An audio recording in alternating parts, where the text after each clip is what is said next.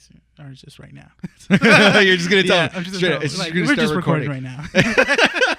There's no hesitation. No, None at like, all. This guessing. time, it's Friday. It's been a long week, has it not? It's weird. There has been a gap between when we recorded last week and now. Yeah. It feels longer, which is weird. It's a normal week though. So I do want to give out 2 shout outs. Okay, 2 shout outs. But I want to say something real quick. Okay. Something came up to my mind this whole week. Ever since last week when we recorded the episode, when your friend was basically saying that she had an issue with, not an issue, but a comment or a concern about The Last Jedi. Yeah, a concern or a basically like an opinion about your opinion. Yes, exactly. That's how basically it is. Not that it bothered me. Whoa. It didn't bother me, but it did make me think this whole week. I'm just like, what about me makes people think that they like not have to disagree, but it sparks like a what did he just say kind of thing? It's like it's like an automatic debate. Yeah. Yeah. Like, what about me? Which is weird because people don't do that to me. No, that's why. I've been pondering this thing the whole week, and it made me think about South Park and Butters. Yeah. Because do you watch South Park at all? I do, yeah. Okay. You know, what is his name? Professor Chaos or something? Professor Chaos. Is it Professor Chaos? It's Professor Chaos. No. Oh, now you got me second guessing. Let me see. It's it's Professor Chaos. Let's see. Butters. It's not Dr. Chaos. Professor. Yeah, it is Butters. Professor Chaos. Professor Chaos. Yeah. So Professor. Yeah. But his backstory is like really interesting because because I was watching the episode where they get like weapons and stuff. Yeah. And so he's like, no one wants to play with me, and because of everyone denying who I am, I became the villain known as Professor Chaos. And I was just like, oh, so because people like really went up against him, he became the villain. So in my head, I'm like, what if like people just want to debate me and I just become the villain of this podcast? No. Everyone loves you. Yeah. And people will be like, what did Bryan say about this person? What did he say about this movie? Oh, I got to talk to him about this. And I just become the villain of the podcast. No, you're not the villain of the podcast. You want to bet within a year? How many bets? I just listened to a bet that we made that I completely forgot. And it's the bet if Disney Plus, I forgot because I listened to it, is if Disney Plus did the whole Netflix thing. What was that? See, you forgot too. Yeah, I completely forgot. Dude, how am I supposed to remember all this, man? It's recorded. Basically, if you guys don't, I think it was issue 16 that we made a bet about. It was about Disney Plus and how it's $6.90. It's like $6.99 right now, right? And we talked about how if within a year, obviously that price is gonna go up. And we said, what if it does the Netflix thing where it's like grandfathered, where you pay the like $6.99 until you stop paying it, and then you got to go pay the new price. You didn't think that was gonna happen. So you thought that was? I think that's gonna happen. We'll see. I mean, they're releasing some stuff.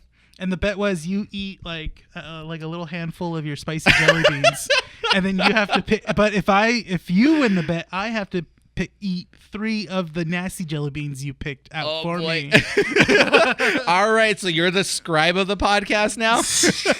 Hey, I'm just listening back to it. You're just listening to our back catalog. But it's funny how like we just make bets and then forget about it. I say bet to so many things at this point. I feel like I've lost count of how many things I bet. Like I won one, and this is it was a bet that I made with my girlfriend because she watches some shows on Fox. Yeah. She was watching this show called See This Voice or something like that, where it's like there's 3 singers, 2 of them are bad, 1 of them is good. Okay. And so each one has to lip sync to a song. One of them is actually lip syncing to their own voice. Yeah.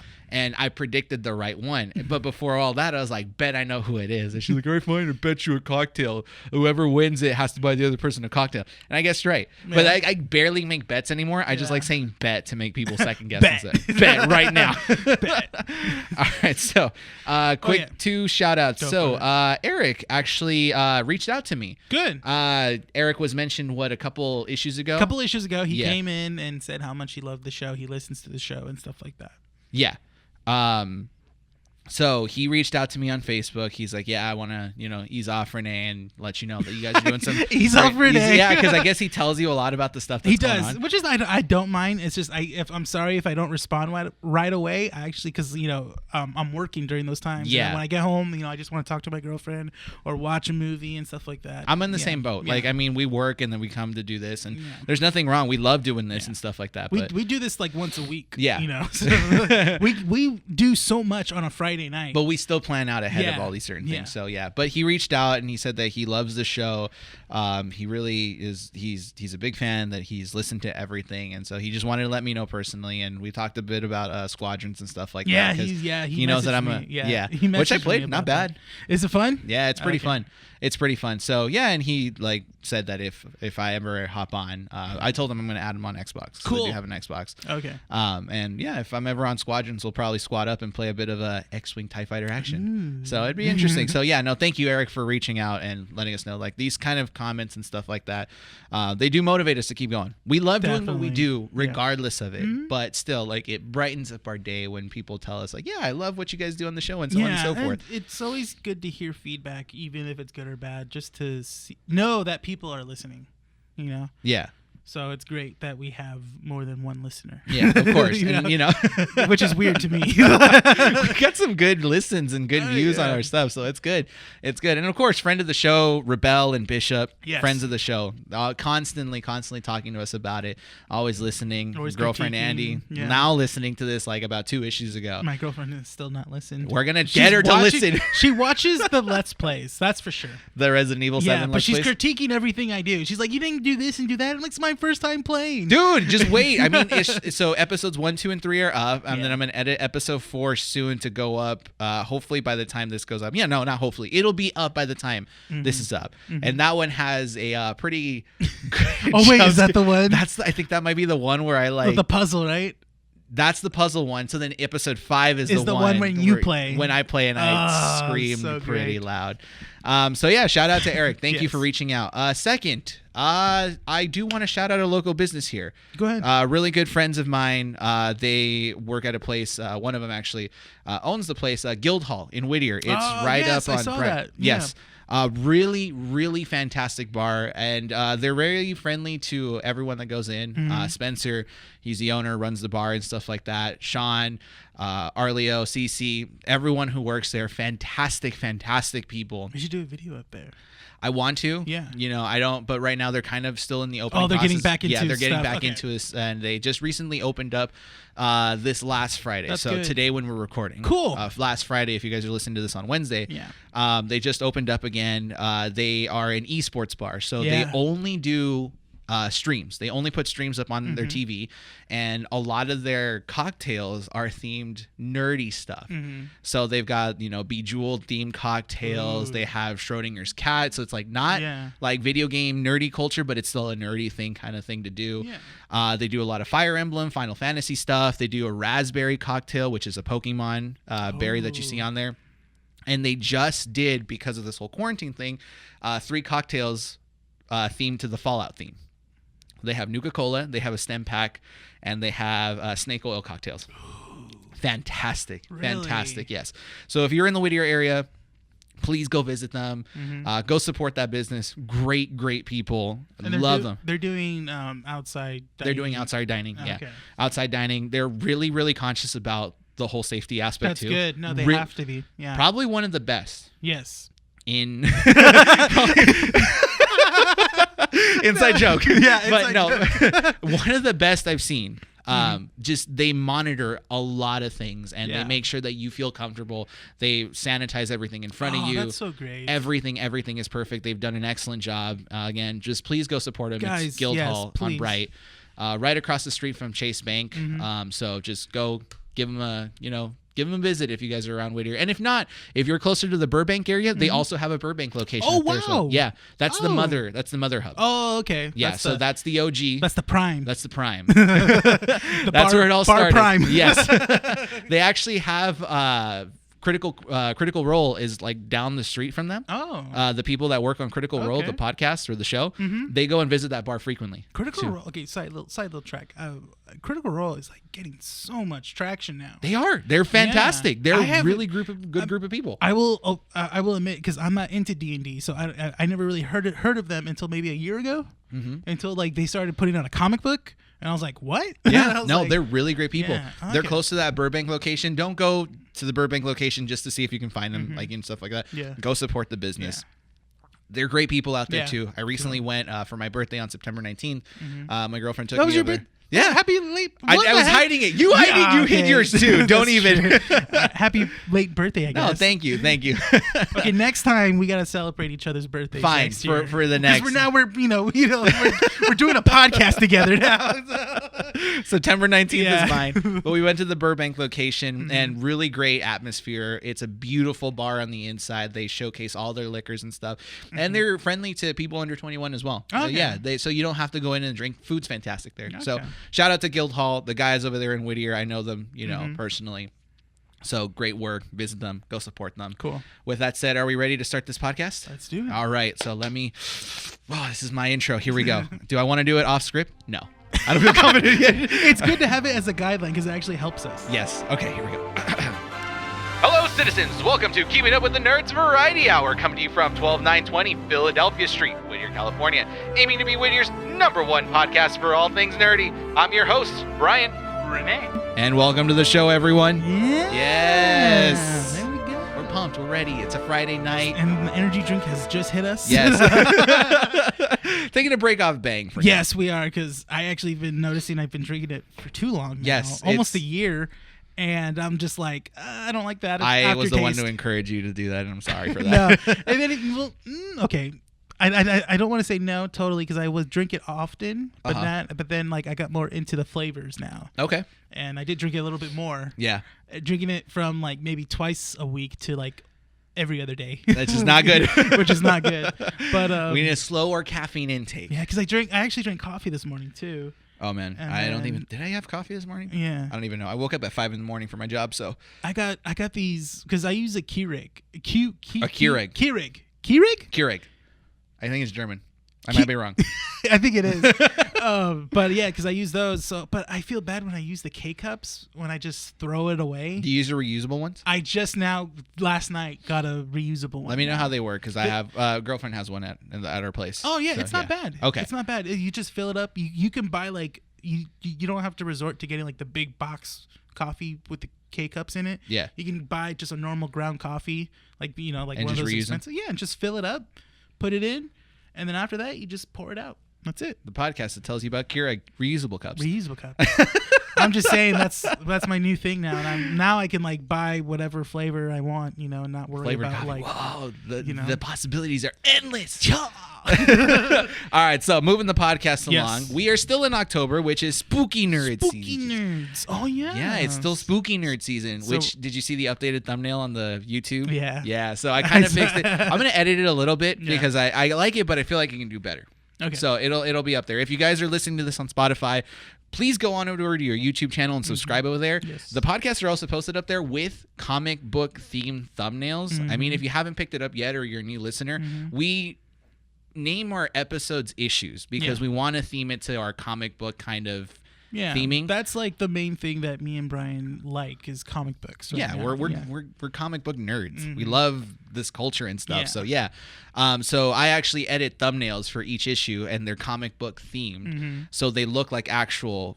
They're not vertical, but they're horizontal or they're horizontal oriented, and they look like comic book covers. So yeah, they're there on YouTube. So if you want to go check them out, Yeah, they're go really for good. it. Brian Yes. does a good job at making. Thank those. you, Renee. I No appreciate problem. it. But last week we recommended some horror movies, Yes. as well as telling scary stories. You told one of yours. Yes, now this it's your week's mine. turn. Yes. Do you want to start off with some recommendations? Let's real start quick? with the recommendations because they're not going to take too long. Okay. So again, I will recommend another scary movie. I want to give it a watch first, and I feel really shameful for not giving it a watch when it actually came out. It Follows. So I want to. Oh, Yeah, I you've have never not watched seen it. it? I haven't seen Okay. it. I've only seen parts of it. And friend of the show Bishop was the one that was like, get on it, freaking watch it.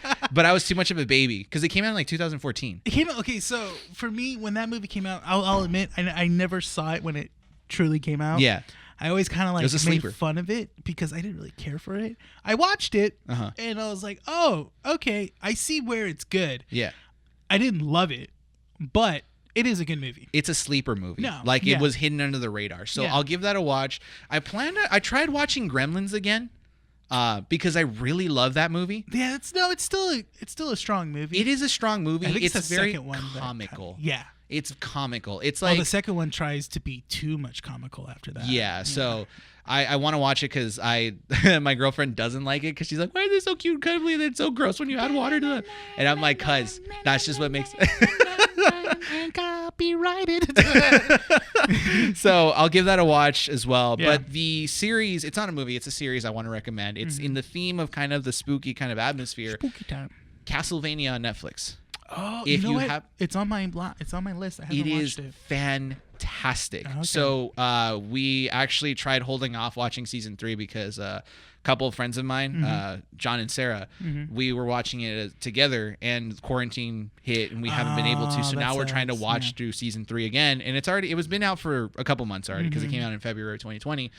But Castlevania seasons 1 and 2, freaking tastic. The art style is beautiful. Yeah. The story has almost no relations to the original video games. That's what I was saying. It actually goes aside from it because the first 2 deal with like Simon Belmont and the Belmont family. This one is dealing with a Belmont descendant, Trevor Belmont, I believe his name is. Is this like a book series? No, it's a just- Netflix. it's just a video game. Straight up Netflix series. It's based off of just the video game. Based and off that's the it. video game, yes. Okay. And you still see some of the original people that are appear in the game. Dracula, of course, who's the main villain. Yeah. But Alucard, who is the protagonist you play in Symphony of the Night, which is the best Castlevania game to ever come out. He makes an appearance there, and he becomes like a part of the crew after the first season. When he's introduced late into the first season, he makes a big, he basically becomes a big part of the whole series. So if you have not watched Castlevania on Netflix, I highly, highly, highly recommend you watch that. It is very bloody, so just be aware. Very, very bloody for a cartoon anime. And I say cartoon anime because I think it might be developed in Japan. I'm not so sure. Yeah, it's technically an anime. It's technically an anime, yeah. Because it is produced in Japan. I Okay, think. so then it is an anime. But recommend it. That is my choice. That's your recommendation. That's my recommendation. Okay. Seasons 1 and 2. 3 is out February 2020. It's already out. So wow. fantastic, fan-freaking-tastic. I'll try to watch I cannot that recommend then, it. definitely. You need to watch Avatar too. So. Yeah. All right, Rene, give us your recommendation. All right, Ryan. Oh, you know what? I was watching so many stuff this past week that I didn't know what to choose from, and then I just saw a movie here at the shop. I mean, I didn't watch it newly, but I rewatched it, and I forgot how good it was. Actually, it's I was gonna recommend an old horror movie, but I'm gonna recommend a one that came out recently. Is Ready or Not, which is about basically, I'll give you the premise. It is basically about a woman that marries into a rich family, and the little tradition that they have is that when they have a new member in the family, they have to play a game. And the person that chooses the game, they have to play it, obviously, and stuff like that. I've seen it. I remember. Now it's starting to come back to me. So Yeah. so it's it's not a spoiler because it's in the trailer, and it's basically the main premise is that if a person chooses the game hide and seek, they have to try to survive the night and basically hide from the family before the family catches them and kills them and stuff like that. And if they don't, something happens to the family because it's a ritual and stuff like that. So it's really cool. It's a really good movie. The humor is really good as well too. Adrian Brody is in it. He's like one of the best characters in there. There's not a lot of known people in there, but once you see them, you're like, oh, I've seen them in other stuff. Yeah. It's like that type of cast. But it's really good, and I loved everything about it, beginning, middle, and end. It had an ending that kind of was like, what? I was like, oh, that's great. I love this. Right. It's a fun horror movie. If Okay. anything. It's one of those. Those are kind of they're there. What was that movie that's on Netflix? Babysitter, The Babysitter, or something like Yeah, that. The Babysitter. That's something I want to watch too because I really enjoy comical horror movies. Actually, yeah, the main girl, the babysitter, is the main character in Ready or Not. Oh, she plays the woman getting married in. There you go. Yeah. Okay, that's Yeah. interesting. Yeah. Yeah. So comical horror is kind of a pretty weird genre. It's a. I like it because it's it's a new take on the horror genre. You know because we get so many horror movies that are rarely original stuff. It's mostly they play with the tropes of like jump scares or basically goriness and stuff. So you hardly see a new horror movie that makes you go like that was really good. Okay. You know? That's interesting. So I think comedy is a good element add on to it. Okay. That's interesting. All right. I also kind of want to watch The Babysitter. I haven't watched it, but I do see it's good, and then the second one's already out. So why not? Yeah. Well, maybe watch it this week. We'll watch. You know what? We should, and then we'll review it then. Okay. So All I'll right. put It Follows. I'll look. I'll say this. I have time now because Yeah. The Boys is finally finished on Yes, my list, which same we'll talk here. about Yeah. later. Okay. So that's off the list. So I probably have time to watch movies this week, and that'll be on the list. And maybe we'll talk about it this next week. Comical horror. That's a good topic to talk about. Comical Okay. horror, yeah. Good. All right. So recommendation is Ready or Not. Ready or Not? Castlevania over here. Castlevania. Perfect. Okay, so that's our recommendation. So now we move forward from that to into scary stories. It's scary time with spooky nerds and keeping up with the nerds. Brian's Tale. Can we not talk about Ouija boards today? Even Fine. friend of the show Rebel was like, "Do not mention that." So guys, in the group chat that me and Brian and friend of the show Rebel and Gabriel are part of, or Bishop, I should say. Bishop, yeah, he doesn't live it. And Bishop, they listened to the episode and Rebel immediately said, "No Ouija boards." No. And again, I reciprocated. Why is everyone scared of Ouija Because we boards? don't mess with the spirits. Is that a religious thing? I want to say, for me at least, it is. Yeah. You know, like because I was raised Catholic. Okay. I'm not going to say that I'm like a hardcore Catholic follower. I still believe in the Yeah. faith and stuff like that. Yeah. But I don't mess with that stuff. I guess And so- because I grew up Christian, but not really. We never went to church. We just claimed we were Christian. I don't know how that worked. I just one day we went to a church and that was it. My mom, my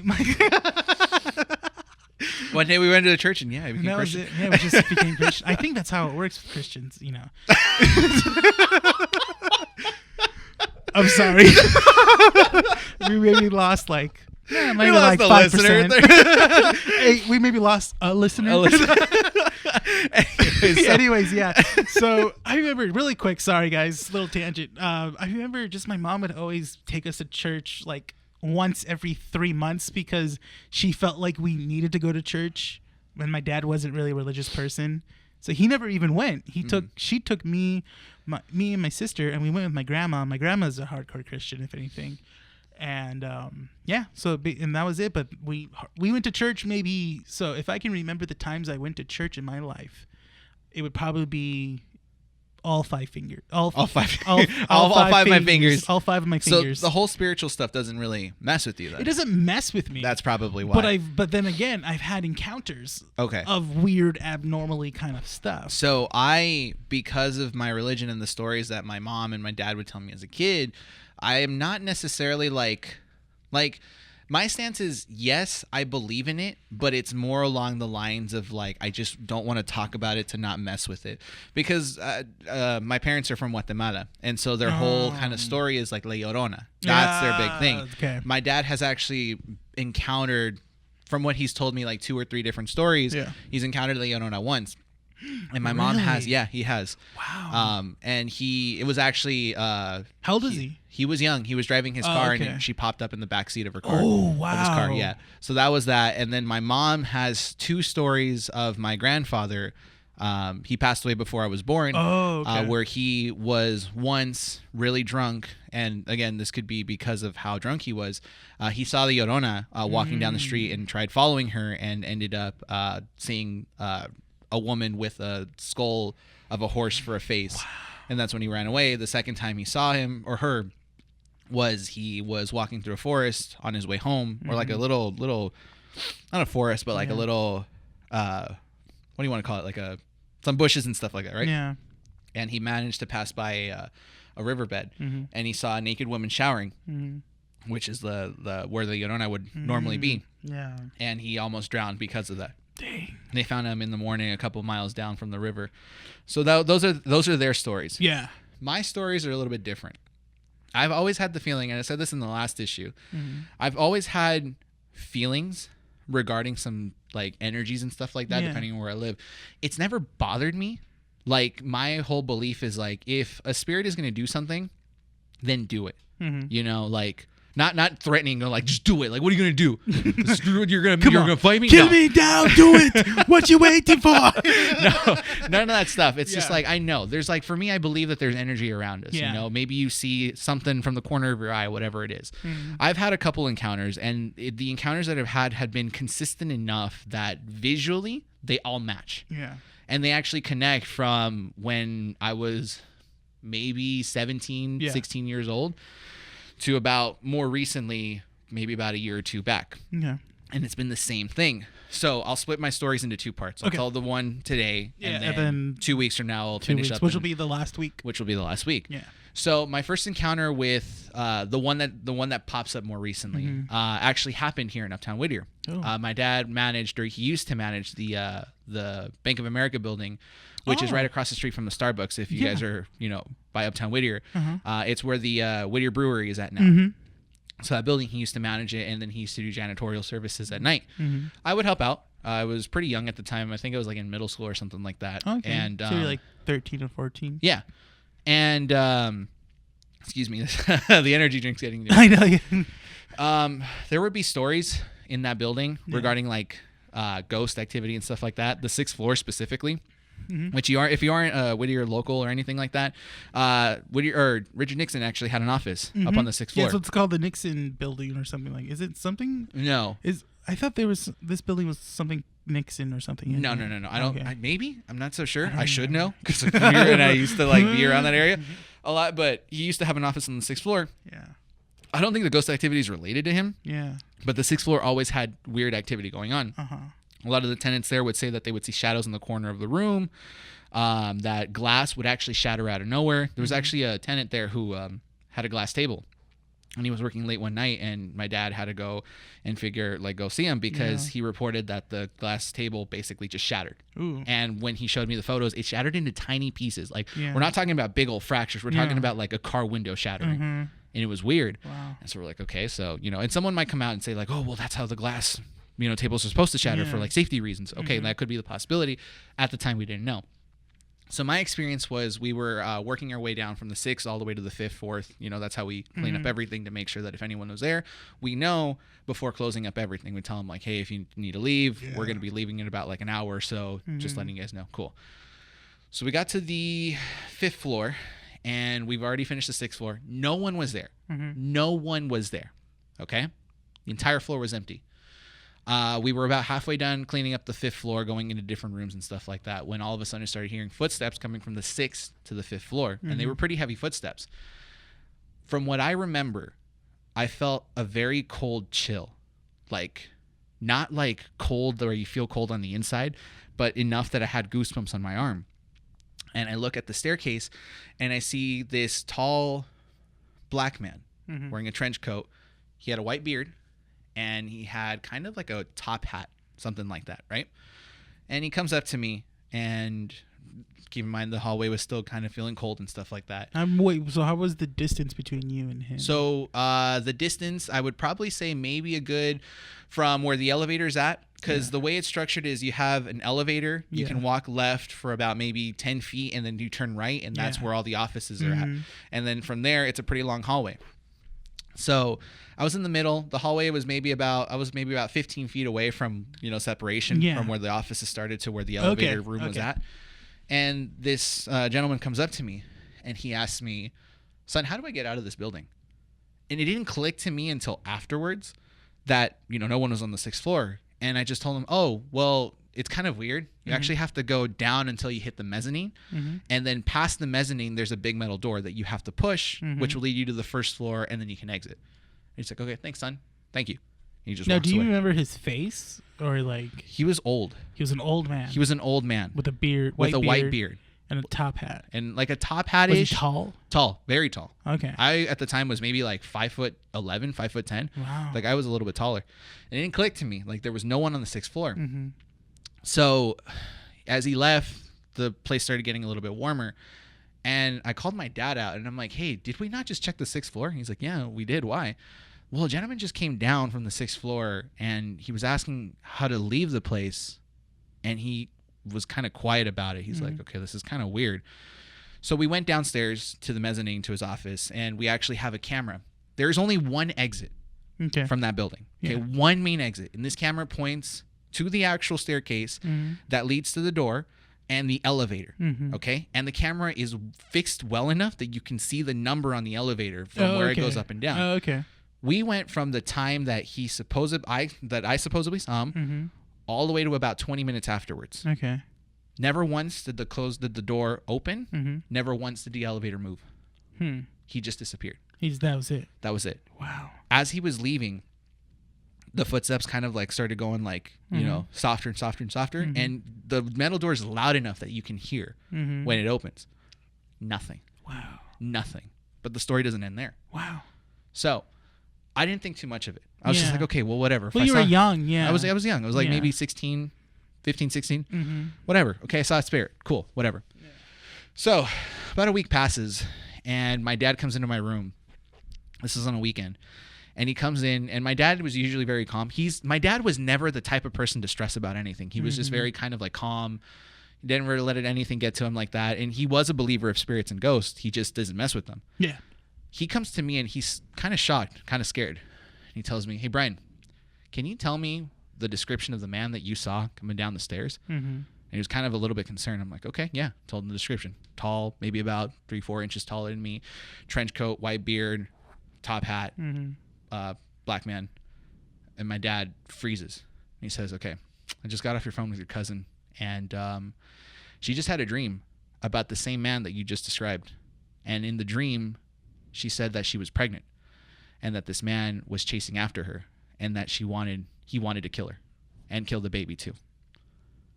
And I just remember going like, "What the hell? Like, what's going on? This is like weird." Okay, that's not where that ends.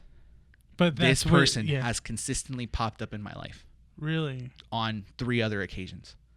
But that's the end of this story. I just want to say that's the end of this part right here. The next part will be when I've actually seen this other person on 3 different occasions. Dang. But it's like, it never freaked me out. I always love telling this story because it's like, you would think that I would be scared. But you're not. But I'm not. It's like, well, I shouldn't say that now because I don't know. Maybe he's like, well, I've been watching over here. Oh my God. It just freaked me out right now. That's crazy. Yeah. And I've met him 3 different times. 3 other times. Wow. But that's a story for another time. Right. So you guys have to wait for the next 2 issues coming out. Because next week I'm going to tell my story. And then after that, Bryan will finish out his next encounters with this gentleman. There you go. Wow. Why is your voice shaking? Huh? Because that's just... That's like really, really eerie. It is. Know? It's weird. Yeah. That you've been encountered by... Because I don't want to say haunted. Because you technically weren't. You've just had encounters with the same, if anything, if this is an entity, you've been encountered with the same entity over your life so far. Yeah. That's pretty interesting, you know, but I don't know. That's pretty cool. Yeah. Pretty cool and pretty eerie.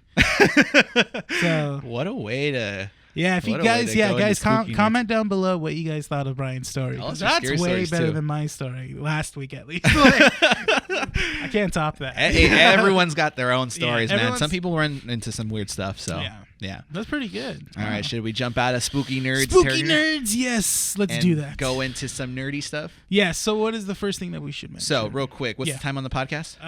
Just hit it half an hour.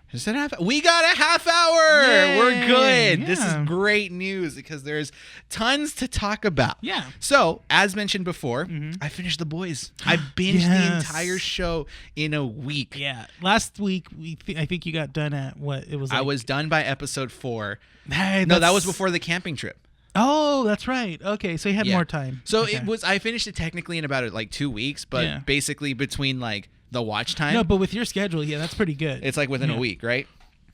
After finishing episode 4, I jumped into episode 5, 6, 7, 8, and then season 2.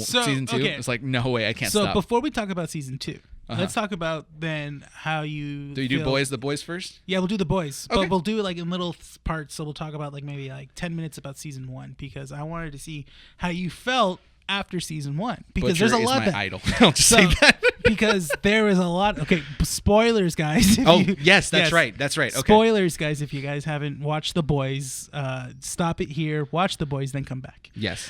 We've warned you. We've warned you. This is it. Spoilers. Spoilers. I want to say the C word, but we can't. No.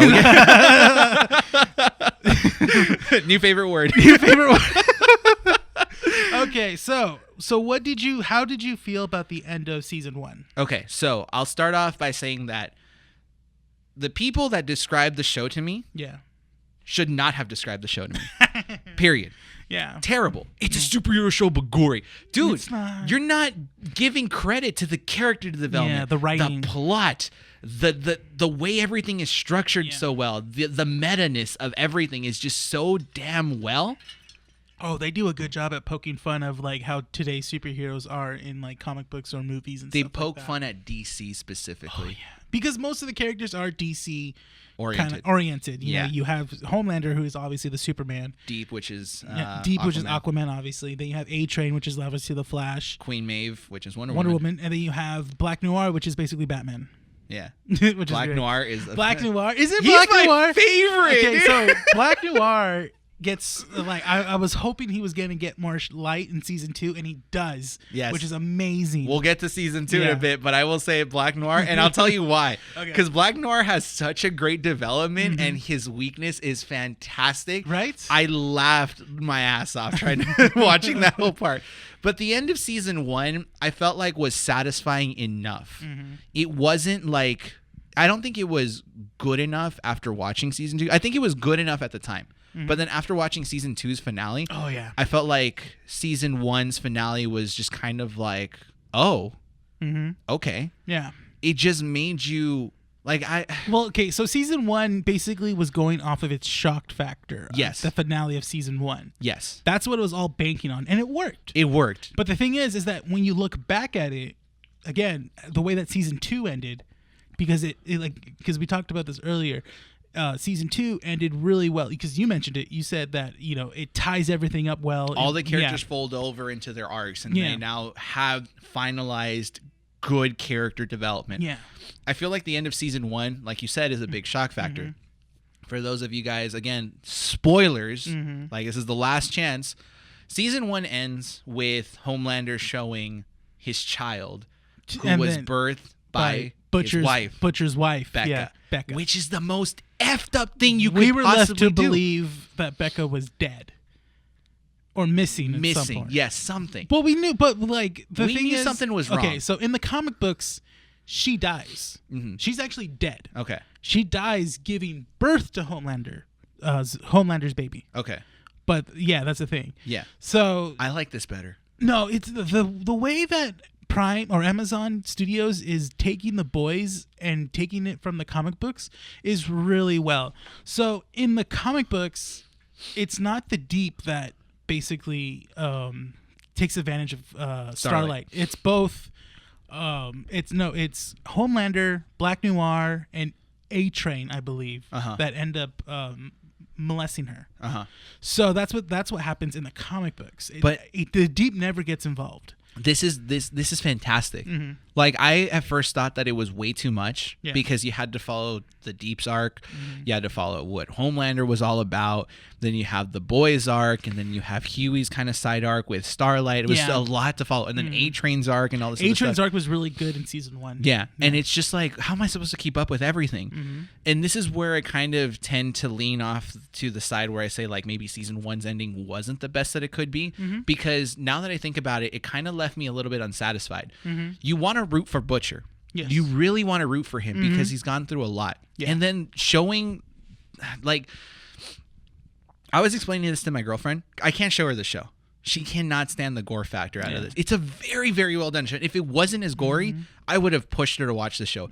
I can't in good conscience support, like, have her watch it. Yeah. Because it's very, I can stand some stuff. Holy crap, man. Yeah, I was There's shocked some stuff that I'm just like it's just so bad. So what was the goriest thing in season 1 at least? It was okay, so one Andy, of them if you're listening to this, cover your ears. I'm telling you right now. Yes, please. Maybe get past the 5-minute mark. So basically, one in particular is when what is it? It's that one Pup Claw. Pup Claw sits on the guy's face. When the guy is eating her ass, yeah, and like his brains, and just she's about gush to out. have an orgasm. Yeah, and just basically just gushes his brains out. That was just so bad. Mm-hmm. I remember watching it and going like, oh my god, dude! Like it's not. Well, season 1 is not. It's not as gory as season 2. Yeah, because and then I think the next thing that pops in my head is when Homelander laser eyes that one the Vought girl. What's her name? The one that was in charge of keeping all the heroes in line with all the publicity. Stillwell, yes. That wasn't that bad. No, but that's pretty like gruesome. Yeah. Like, you see, like she's like even whimpering as she's getting laser-eyed. Her brain basically melts. And It's she's like and then that's it. yeah. So that was pretty intense. That whole scene was intense, not because of the violence, but because the atmosphere that Homelander brings to the scene. You don't know what this dude is gonna do. Yeah. You said it yourself before we recorded, maybe a couple of weeks ago. It's like you start to hate Homelander. Like you don't feel any sympathy towards him. But you love him as a villain. You do. Yeah. Here's the thing, though, and it goes into season 2. I wasn't satisfied. I hated Homelander, and I really loved him in season 1. Yes. In season 2, he doesn't get a satisfying ending. I don't think so, at least. He doesn't. Yeah. And it's because the spotlight switches over to Stormfront. Yeah, which is good. I mean, in the comic books, she's actually more intense. Well, actually, in the comic books, Stormfront's a guy. So they gender bend it. I saw the X-ray things on Amazon. So they gender bend it, and it was actually really good. I think it was a smart idea because they really used the relationship of Homelander and Stormfront in a different way. Yes. So we'll get to season 2 in a bit because I do want to finish off with season 1 and stuff like that. Yeah. Season 1 was good enough to set up everything. I feel like if I were to watch season 1, I'd kind of not to say that I would be turned off by the show, but you would be like through it, and going like, oh my god, like what's gonna happen in season 2? And it wouldn't be satisfied, like a satisfied waiting period. It'd be more of like an annoyance where it's like, I want to know, because Butcher is he's an asshole. Like straight up, he's not a good guy. He's not a good guy. He even knows he's not even a good guy as well, too. He uses his people. He uses he uses Frenchie. He uses Huey for everyone. They're disposable to him. I only love him because of his insults. That's when he uses the baby as a weapon. Yes, that was like so great. He's just holding it by the head and neck. He's like, he's a straight up asshole. He is. He's not a good person. But that's the thing, is that I felt like I wanted to know more, and I wanted him to redeem himself, because when you find out that essentially Homelander rapes, his wife, and then she births his child. That's so messed up. That's messed up. That's the most messed up thing. Oh, I'm here to hurt you by killing Stillwell. And then he ends up hurting him by showing him your wife is still alive. And that's guess the what? Biggest her middle son, finger. Her son. Yeah, he's my kid. And you're going to watch this. You're never going to know where they're at, but you're watching this. And that's the most effed up thing about this whole situation, where you hate Butcher, you hate Homelander, but then at the end of the show or the end of the season, you really hate Homelander. And you just feel sympathy for Butcher, but you don't want to feel sympathy because he's still an asshole. So season 1 just set up everything. I feel like season 1 gave me a good enough reason to want to continue to watch season 2. But if I didn't have season 2 available, I probably would have lost interest and not have been dedicated to watch season 2. I see what you mean. Okay, so you watched it within good timing for yourself. Exactly. So it might have been different for some people. This is mostly my take. There really isn't much to talk about regarding season 1. That's it, basically. You learned that. And then other than that, then like, and then Huey and Starlight's little arc ends with them trying to save A-Train. Yes. And that's about it. Yeah. They end up, having a one-time thing. Then she finds out he lies to him and all this other stuff. You feel for Huey because you understand what he's doing. And Starlight's just kind of caught up in the middle because he doesn't want to end up hurting her. That relationship is so good. I'm glad it ended well enough for them in the end of season 2. Definitely. Yeah, because I was rooting for them. They were so wholesome and so good together. Like, here's the thing. Even though Huey lied, Huey did nothing wrong. He didn't really do anything wrong. No. He just wants to basically, you see his motivation. Yeah. You understand his motivation. And the fact that he was trying to cope with the loss of his girlfriend, did he feel like he was cheating on her even though she was dead? Which I'm glad they tackled that on, because it's like, oh, wow, he's moving from his girlfriend to Starlight. Yeah. So it makes you think, oh, do you just basically just shove off your ex-girlfriend? No, he's having, flashbacks and having almost like PTSD. The show does, and here's what I love about The Boys. Even it showed in season 1, it was stronger in season 2. The Boys never backed down with very hard subjects. Yeah. It's very good at giving you some really tough subjects that people deal with on a day-to-day basis and real life things that go on. And it's not afraid to say, yeah, this is a thing. Your girlfriend dies, she, you barely, you see her dying and you move on like a month, 2 months in afterwards with some other girl. You see Huey's process throughout this whole thing. You can't blame the guy. Yeah. He's trying to move on. He's trying to, do this for how can I say it? He's trying to do the right thing for her, like to avenge her death. Yeah. And then he slowly starts to learn it's not about vengeance. It's about doing the right thing. A-Train did something wrong and he's getting away with murder. Yeah. And it's not so much about trying to do this for Robin. He's doing it for other people that have been hurt because of the Supes. Yeah. And so that letting go and then moving on with Starlight, it's kind of wholesome and it's kind of good because he still kind of keeps in mind and has Robin in the back of his head and that motivates him to keep doing some stuff in season 2 as well, which is really great. It's really good. I will say, before we move on to season 2, Frenchie, God, man, that dude is so great. I love Frenchie and MM as characters, because they're the ones that are truly stay who they are. Yeah. And you're fine if they don't develop any more than who they are, because they're just great characters. They are. And they transfer that well into season 2. I wish Frenchie was my homie. Me too. Yeah, I wish I he's knew such a good Frenchie. guy. Yeah. Yeah. I feel like I understood French more because of him, even though he calls, sometimes you don't understand what he's saying, but it's fantastic. And MM is a great life coach. He is. He's a fantastic life coach. Kimiko.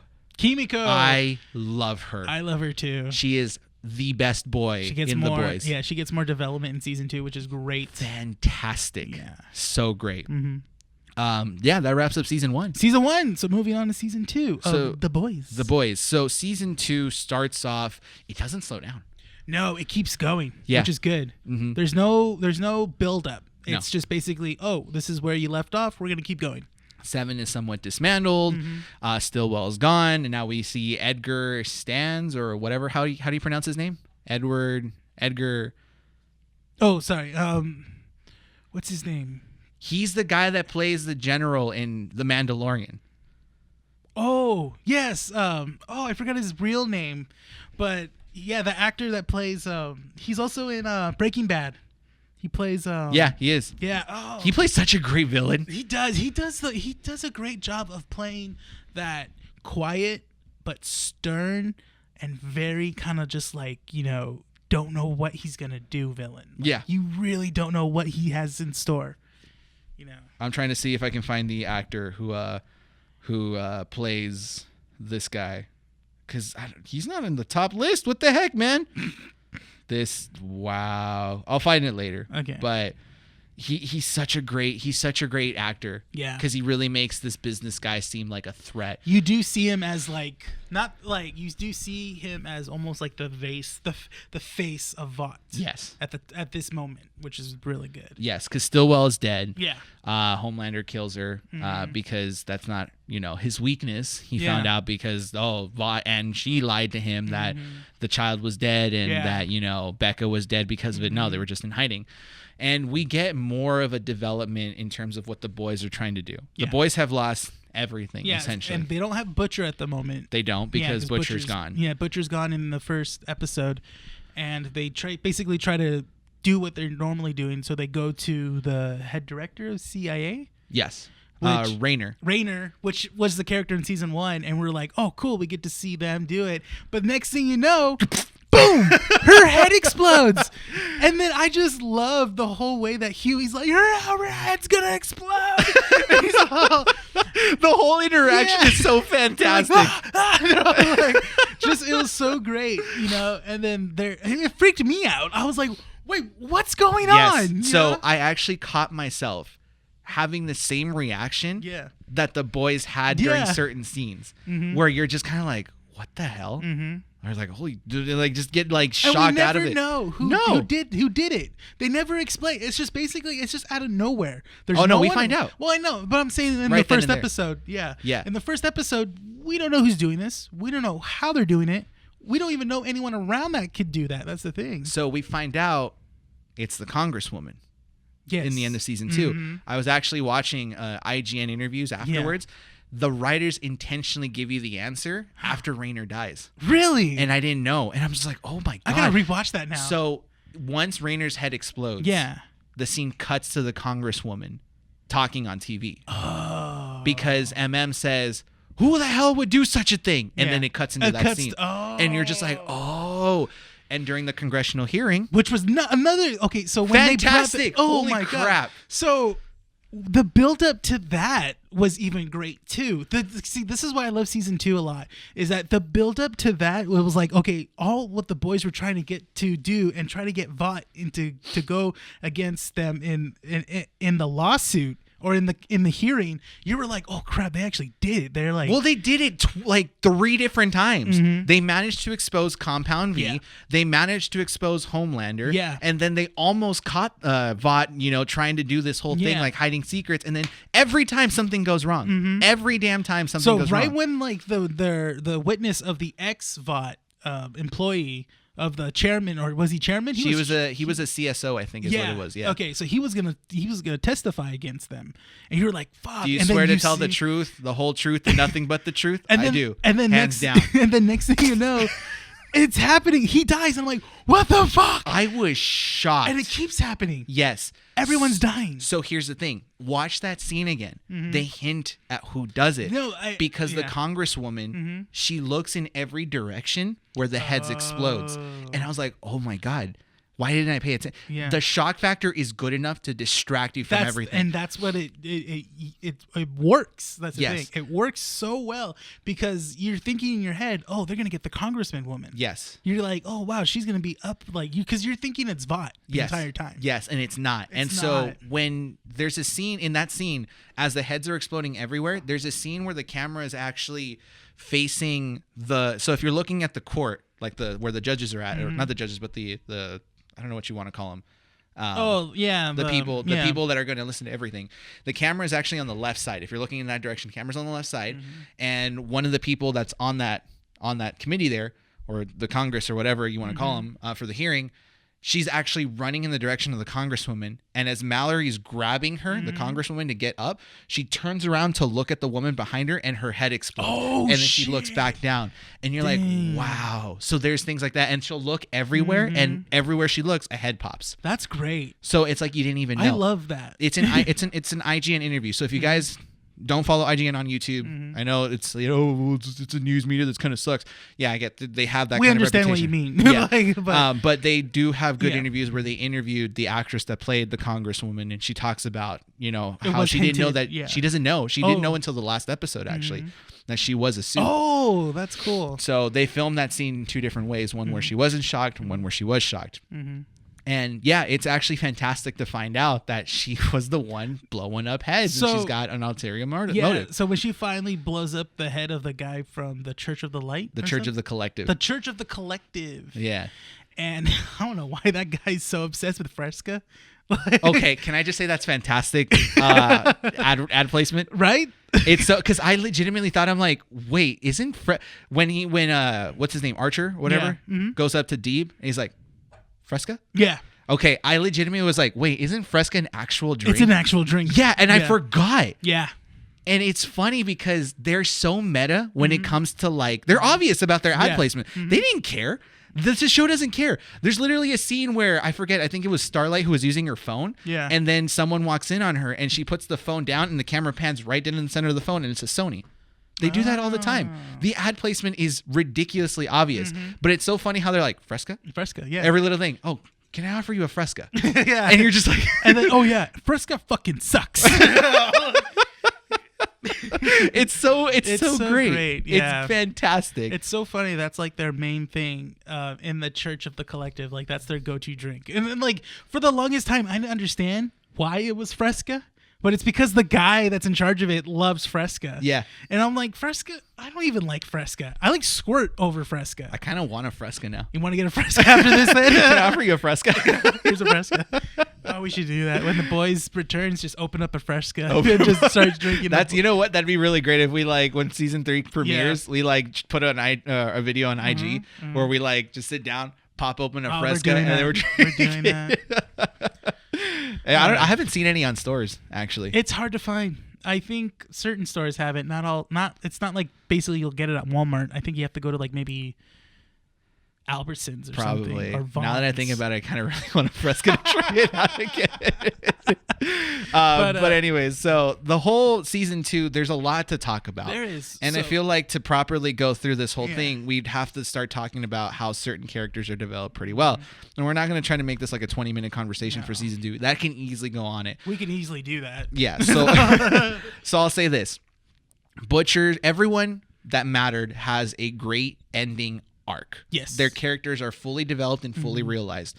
Butcher, who hated Soups more than anything, finally has sympathy for one. For one, yes. For one.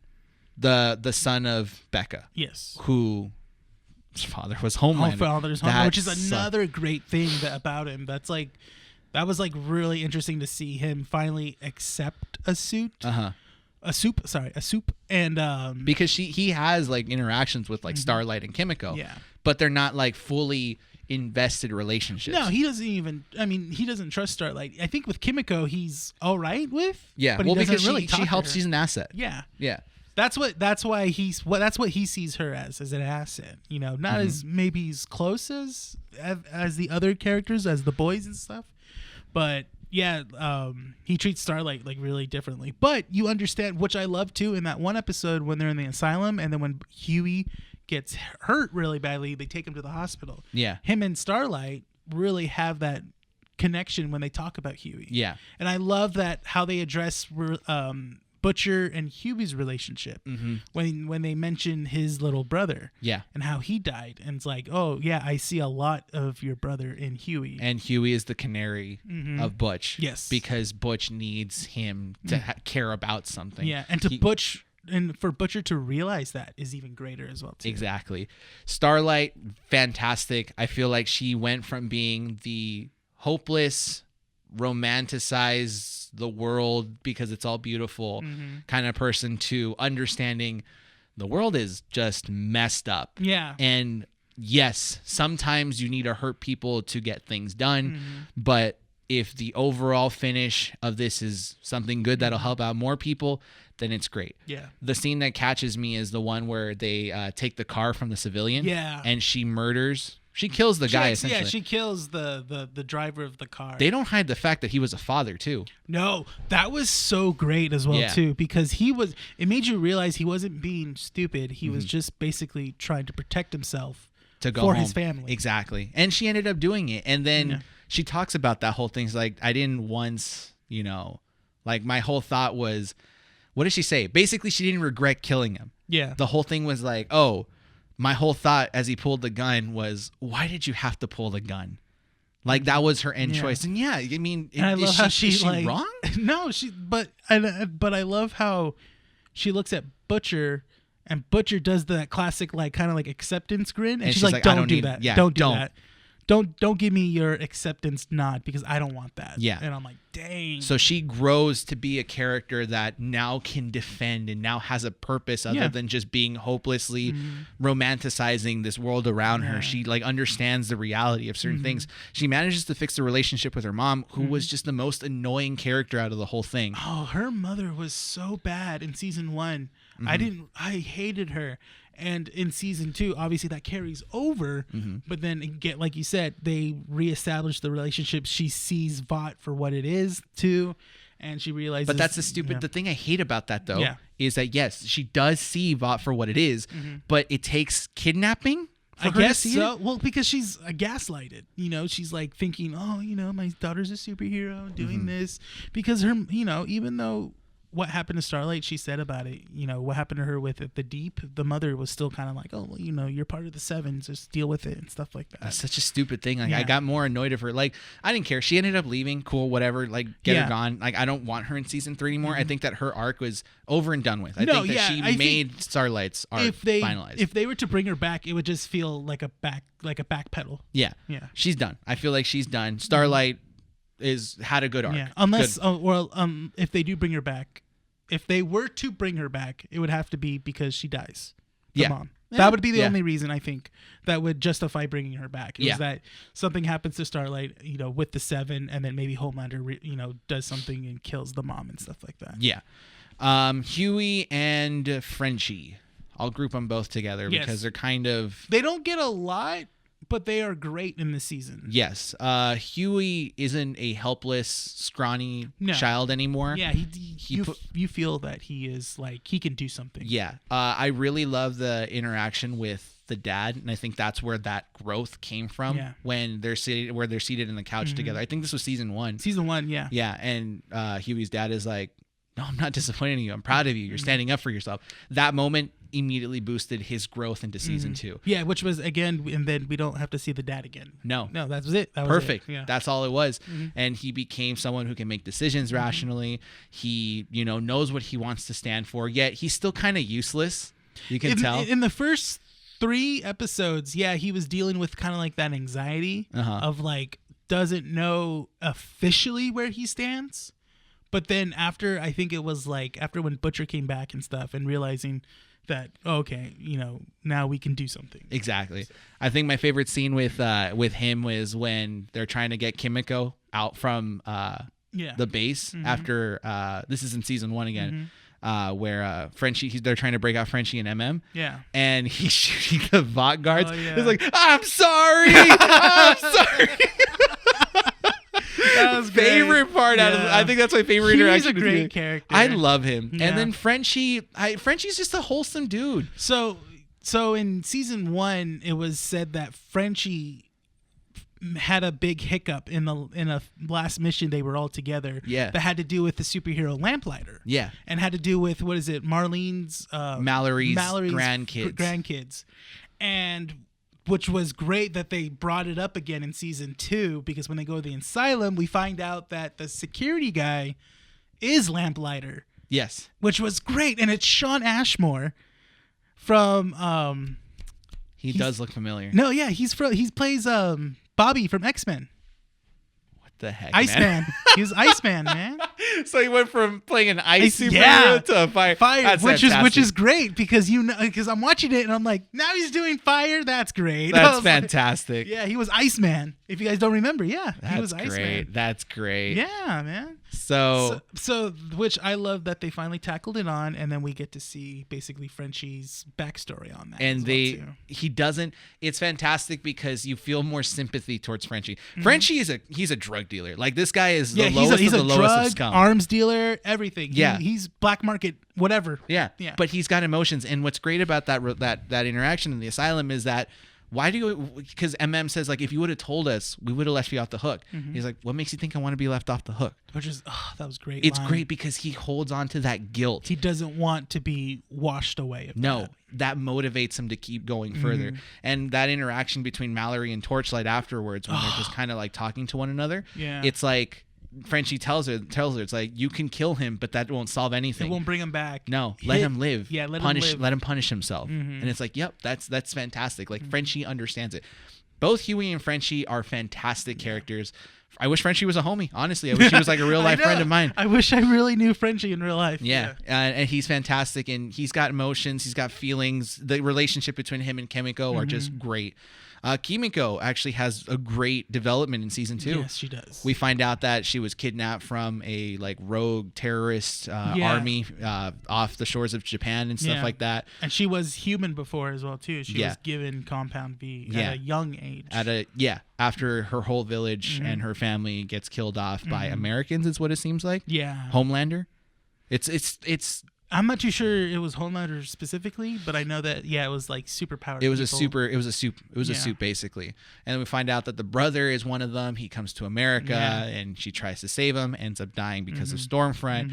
But Kimiko is so great because she's so closed off in season 1 and she slowly starts to open up in season 2. Yeah, I love her and Huey's interaction. Like it's like a cool little brother sister kind of thing with them, which is great because she's drawing something. He goes, "That's really great." Yeah. And she goes, "Oh, thank you." I was like, I love it. I was like, it's really satisfying to hear her laugh in the last fight with Stormfront. Oh my god! Because she's mute the whole time. And did you see my post on Facebook where it's like, I'd rather have this team up, which is Stormlight, Queen May, and Kimiko versus Rescue and Captain Marvel and stuff. I'd rather have this over this because they're great. Yeah, they were. Girls get it done. Yes. Girls get it done. Like it's fantastic.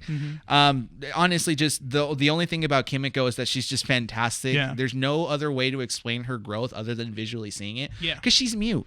She doesn't talk. And it's satisfying to see. Also to have Frenchie and Kimiko's relationship go even further, where Frenchie does express his true feelings to her, but then she doesn't really want that at the moment because she's grieving from her brother and exactly stuff. But she doesn't have to be alone again. That's what he says, so that's why he wants her to teach her own sign language that she does, which is great. Fantastic.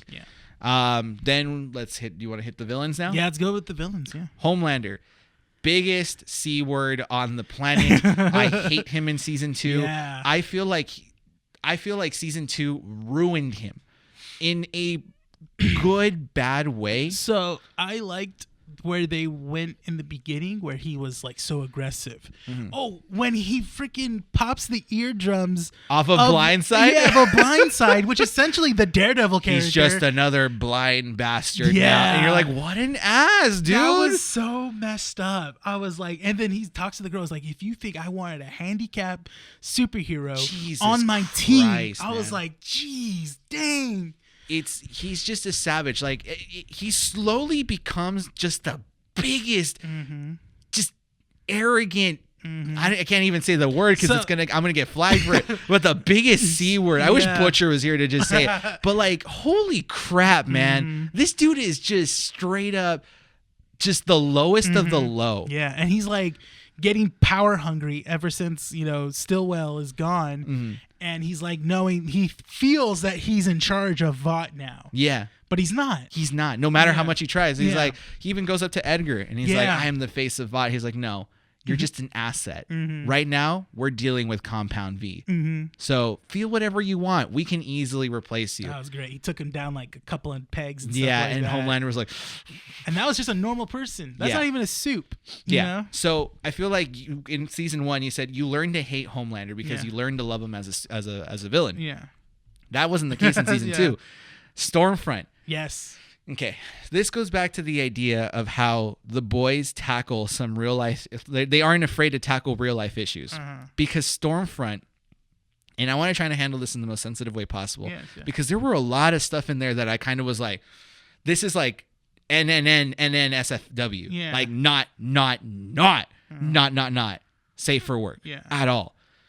My favorite thing, and I think this describes the entirety of her character, when she's talking to Ryan, Becca's son. Yeah. And she's trying to encourage him to use his powers.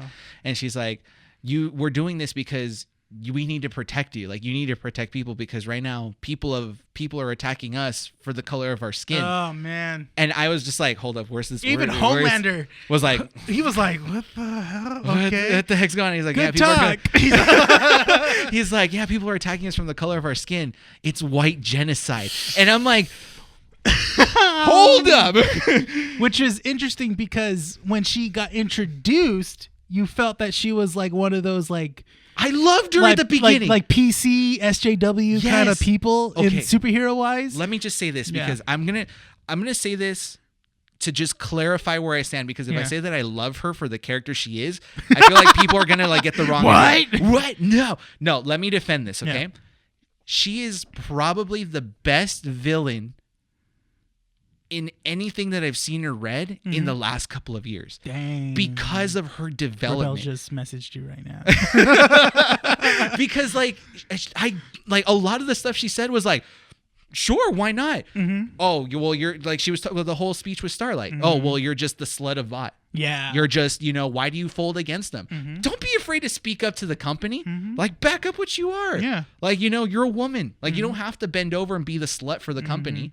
Like, really? You're going to dress up like that? And she's tackling all these people that are super sensitive, super SJWs. So she's memeing her own stuff. Like, it's... Yeah. Quick little thing, if you guys are not watching The Boys, but this is a spoiler, but if you choose not to watch it, basically Starlight's character is revealed to be a former Nazi. Yes. And that she has been around since the beginning of like the first soups. Yes. And she's the those. first soup. Oh, she's the the first soup. She's the first soup that was created during World War II under the Nazi regime. And she is, and she was married to the original Vought, the founder of Vought, you know, so which is really interesting. So she had identity changes throughout the year. Yeah. So she was Liberty. Lady. No, it was just Liberty. It was just Liberty. Yeah. And she was a racist prick as well. Still is. Yeah, because she basically kills a black man in front of his sister. Yeah. And basically says, "I'm just cleaning up the streets from scum like you." And she does the same thing to. Not saying the same thing, but she treats A-Train like crap because exactly. she expresses her feelings when A-Train is forced to leave the Seven. Yeah. And the reason why I really love that is because you love her for being just the worst piece of crap in history. Yes. That's why I love her. Yeah. She's just bad, but she's got intentions to be bad. Yeah. Like, you hate her for a purpose. I hate Homelander, but I don't have a good reason to hate him other than that he's just a big ass baby. That's true. Stormfront is like the scum. So how did you feel about this Homelander and Stormfront relationship? Uncomfortably weird. Yeah. Like, bad. I will say this though, my favorite line from her, one of my favorite lines, is when she's fighting Kimiko, Starlight, and then before Queen Maeve pops up. She's like, what lies? What, like, people, like, I'm just saying all the right things. People just don't like the word Nazi. And I was like, you know what? I like that line too. I was like, whoa. That was actually a really good delivery. I was like, ooh. Like, ooh. Like, I mean...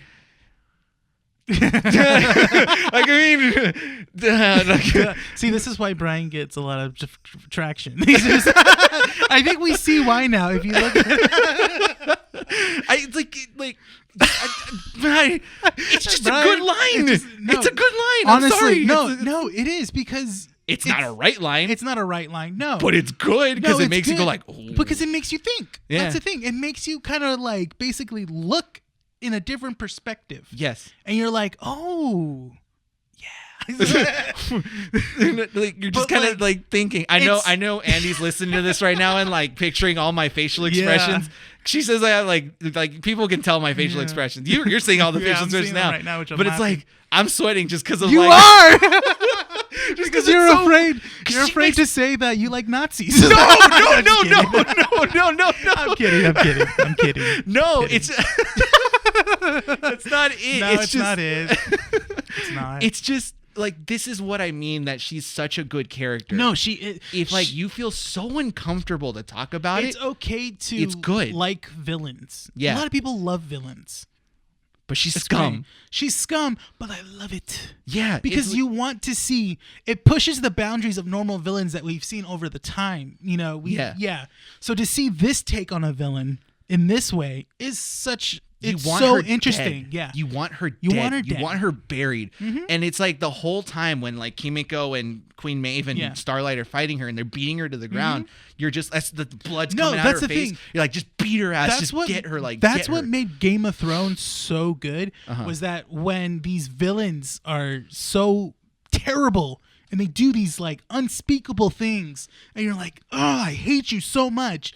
But then when the story progresses and they get their just desserts, you're like, yes. And that's what I love so much about Starlight. That's what you mean. Yes, anything. it's like, or not Starlight, excuse me, Stormfront. Like, that's what I wanted to see. And when she gets lasered by Ryan, it's like, good. Like, get her burnt. Like, this, excuse my language, this bitch needs to, die. Like, just basically get her out of here because she's just scum, but she's so well written. It's fantastic. Yeah. Stormfront became my favorite villain. She just became my favorite villain. And I'm glad, yes, that they gender bent her. Yeah. I'm glad that they wrote her the way she did. The show was not afraid to tackle any of these issues. And I feel like explaining it doesn't do it justice. Like, people need to watch it to understand the gravity of the way it's done. Yeah. Because it's one thing, like, you can say, oh, well, you said it, like, oh, well, you know, Bryan likes Nazis. That's what it kind of seems like if you just say it. Yeah, if you just say it like, you know, say, I love Stormfront. And it's like, why? Like, no, you have to actually just watch it. Yeah, just watch it and you'll mean what I mean. Yeah. That's the thing. That's why I love Homelander as a character. He's actually really good because he's a great villain. He's just, oh my God. So I'm like, I love that they haven't done anything with him or like as of like killing off wise because he is actually like the main character. So you know that if the series reaches its end, they're gonna kill him at the end of the series. He's gonna be the thing I want to see is Butcher and Homelander have their final fight. Yeah, that is the buildup. I want to see like Butcher like just like as a last resort, like a kamikaze kind of thing, just like inject himself with Compound V and just go at it with Homelander. Yeah, they both have like the same power or something. Or something like that. Or he's like super strong and stuff, and just goes at Homelander and just finally kills the him. Final fight between the two will be great. Yeah, you know, we all say that we love Huey and stuff like that, and the story will follow him and stuff. Yeah, but we all know that Butcher and Homelander need that final fight. It would be interesting to see him take Compound V. I want to see him take down a Soup without Compound V. Yeah. Because he's done it. He's a badass person. He doesn't need anything. No, he knows he doesn't need Compound V. That's the thing. He can take down these villains like nothing. He's straight up just cold-hearted, will stare a Soup down in the face. And that's the thing that the show does really well is like, you know, these people have superpowers. How do you defeat them? You can't shoot them because they can take bullets straight to the chest. Oh, yeah. Or just run away from them. Exactly. Or like be super fast and avoid it. And yeah. Like, these guys are brutal. Like, the moment you're interacting with the Soup, you know you're dead. They make it well known. The show does a great job of when the boys face a Soup, it is like, oh crap, how are they going to get out of this? Exactly. But somehow Butcher still manages to do it. Oh yeah. It's great. Which is great because in the comic books, all of the members of the boys do have an ejection of Compound V because it is a way to like show that, okay, this is how they're going to take on the Soups, is that they do the same thing, but they do have some sort of abilities. Most of them are just super strong. Yeah. But in the show, like you said, they do a better job of showing off how basically it's like, you know, they take them down without any powers. This is probably one of the first shows I would say don't look up the source material. Yeah. I even without reading the source material. That's fine. Yeah. If you want to, like, after the show's over, I would say read it after. Yeah. But if you're really interested of like reading how the comic book is compared to the series in the middle of the series right now, that's fine. But just know they are heavy changes. Oh yeah, and they're satisfying changes. Probably why the reason I say don't look up the source material.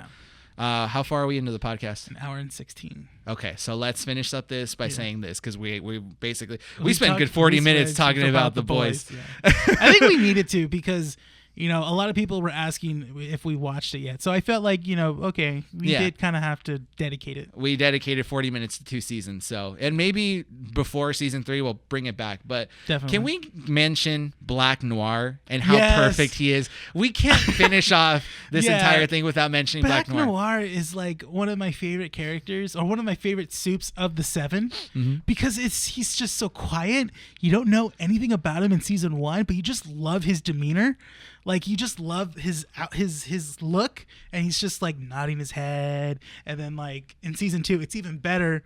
Doesn't he have like a sympathetic side? Oh, that's right. So in the party scene, when the guy's playing the piano, and then he takes a seat next to him, he's like, sure, okay, and he starts playing classical music. Yeah, the dude's sympathetic. You're just kind of like, okay. And then one of the best parts in season 2 is when they expose Compound V.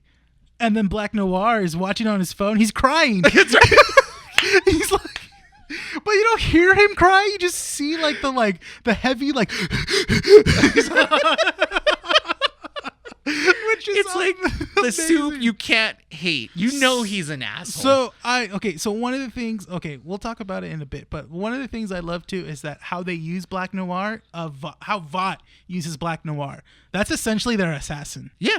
Yeah, and it just goes in and just like boom, boom, boom, boom, and then there's like a camera in his helmet or something like that, and I'm like, this is awesome. Yeah. He had a really good intro scene in the beginning of season 2. Yeah. When he's like attacking the terrorist compound. Yeah. And then my favorite part, gets the doll. he tries to like encourage the kid to not What's cry. he saying? He's all he's like could you go or something like that. Yeah. Something just trying to calm the kid down because Yeah. he's got the head of Kiab or something like that. Captain. Of the what is it? The terrorist the soup. soup terrorist. Yeah.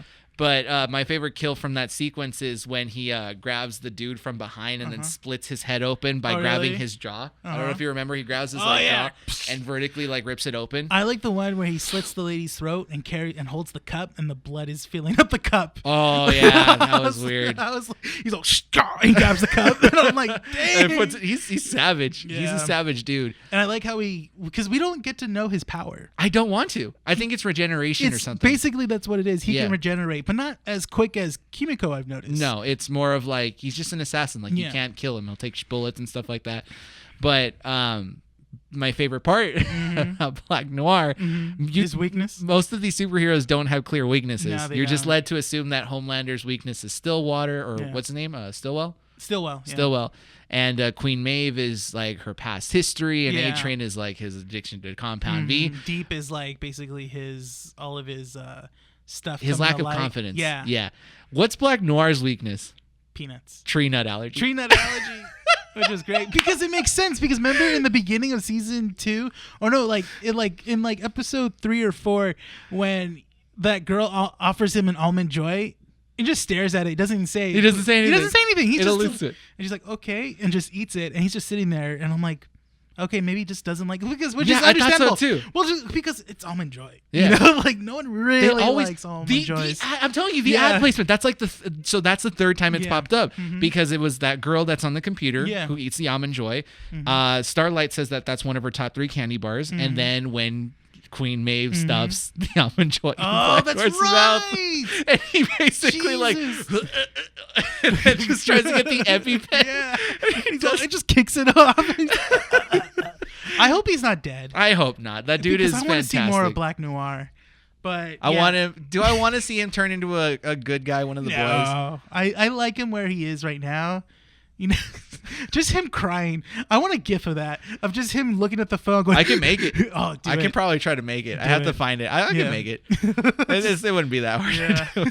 It's just, he's such a great, great character, honestly. Like, man.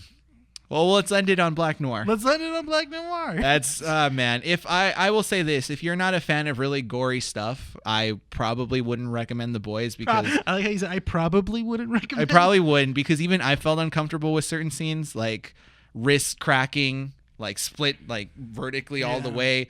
Kimiko tears someone's face by pulling their ear all the way across. Yeah. Yeah. Oh my god, I forgot about that. Yeah. Oh. That's my favorite one. Yeah, that's one of my favorite deaths. Yeah, that's one of my favorite deaths because it's so uneven. Yeah. She and you rips, see some of the teeth on the face flap too. and then like she rips out an eyelid and his eyes exposed, but his other eyelids still like closed, and I'm like, oh, like, Andy, I'm so sorry if you're listening to this. I know you're probably driving and going like, I'm sorry, but we just have to. It's such a bloody show. But it's such a good if show. you like, if you haven't seen it and you're really interested, go watch it. It's a fantastic thing. But yeah, let's go ahead and wrap up this podcast. Guys, if you're listening to this episode of Keeping Up with the Nerds on Spotify, please follow us on Podbean if you have an account on there, or jump over to our YouTube channel, hit subscribe. We post the podcasts on those channels as well. We also have a couple Let's Plays for Spooky Nerds where we play Resident Evil 7. Give those videos a watch, like them, subscribe. Let us know what you guys think. If you guys have not followed us on our socials, we do have a Twitter and Instagram. Follow us on there as well. Message us. We are very interactive with you guys, and we do like to mention any comments that come our way. Positive, negative, concerns, whatever it may be. Follow us on there. Let us know what you guys think. With that said, are we ready to wrap up the show? Yeah, let's do it. Let's go, Rene. Hit it. Thank you, citizens, for listening to this issue of Keeping Up with the Nerds Variety Hour. This is Rene. And Bryan. Coming to you from 12920 Philadelphia Street, Whittier, California, recording at Undercity Comics. We thank you, citizens, once again, and hope to see you all in the next one.